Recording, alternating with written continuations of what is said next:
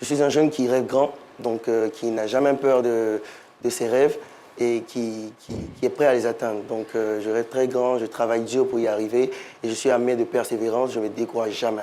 Donc je peux décrire cela comme ma personnalité, mais également très croyant, donc qui sait que c'est Dieu qui nous guide, donc qui croit et qui force le destin. Ça c'est important, je pense que ça fait 70% du travail, quoi. Alors, la fibre entrepreneuriale, comment est-ce qu'elle naît chez vous?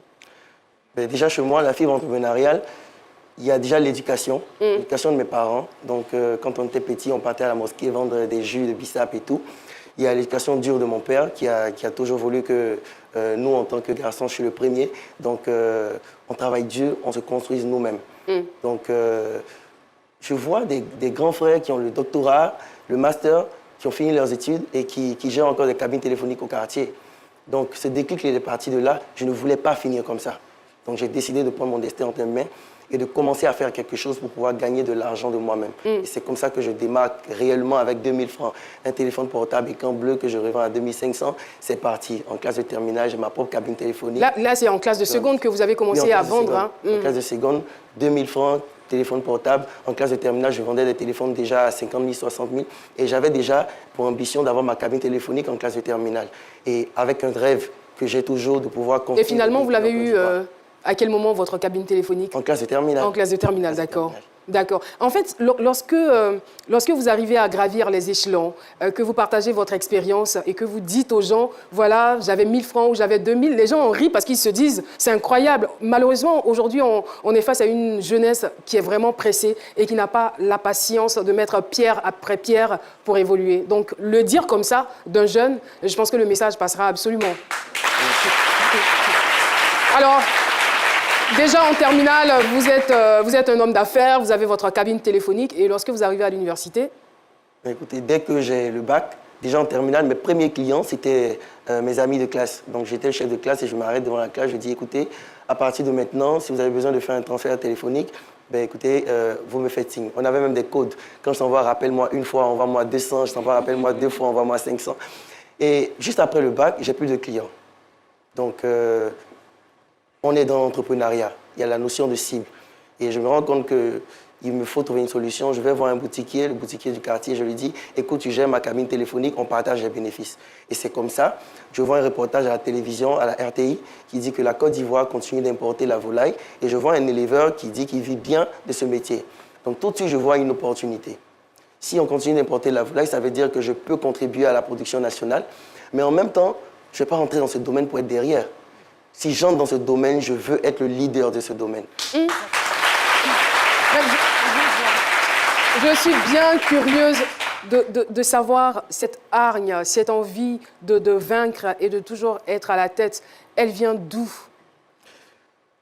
On va dire que naturellement, je suis de nature à penser aux autres. Donc à penser à comment régler les problèmes qui sont autour de moi. Voilà pourquoi d'ailleurs j'ai plusieurs entreprises. Parce que lorsque je vois un problème, je veux forcément le résoudre. Et ça fait tel que le problème que vous devriez résoudre avec votre papa qui vous a dit à 21 ans, vous quittez la maison. Ouais. Aziz, quand tu as 21 ans, je te dis Aziz, quand tu as 21 ans, tu quittes ma maison. Franchement. Oui, et ça crée un déclic. Ça nous emmène à nous dire, écoute, tu dois te battre. Je suis là à te battre. Et en réalité, la force, c'est que vous ne comptez sur personne. Donc, rien ne pourra vous décevoir. Vous comptez que sur vous-même. Et ça fait que j'ai commencé à trier mon cercle d'amis. Quand je souffre pour avoir 10 000 francs et que des amis me disent, écoute, viens, on va sortir le week-end.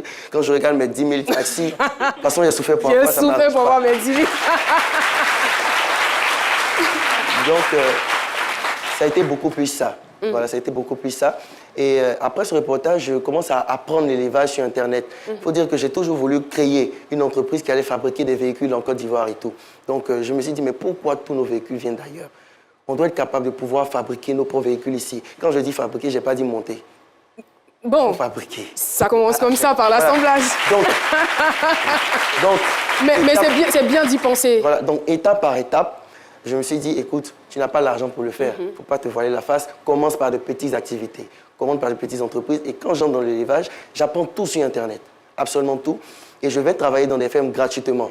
Les gens même pensaient que j'étais voleur. Parce que Non, quelqu'un qui attends, quand dit- vous dites vous apprenez tout sur Internet, c'est-à-dire que vous n'avez pas un coach particulier, vous êtes sur Internet, vous Non. prenez les informations sur Je Internet. prends les informations sur Internet, comment est-ce que se fait l'élevage. Sur Google? Voilà, sur Google. D'accord. Pour 50%, il faut combien d'aliments, à quelle étape il faut faire les vaccins, etc. Et tout. Et je vais travailler dans des fermes gratuitement. Et je leur dis, écoutez, moi, je vais travailler cadeau. On me dit, mais attends, quelqu'un qui veut travailler cadeau, est-ce qu'il ne va pas fuir avec 2-3 poulets après?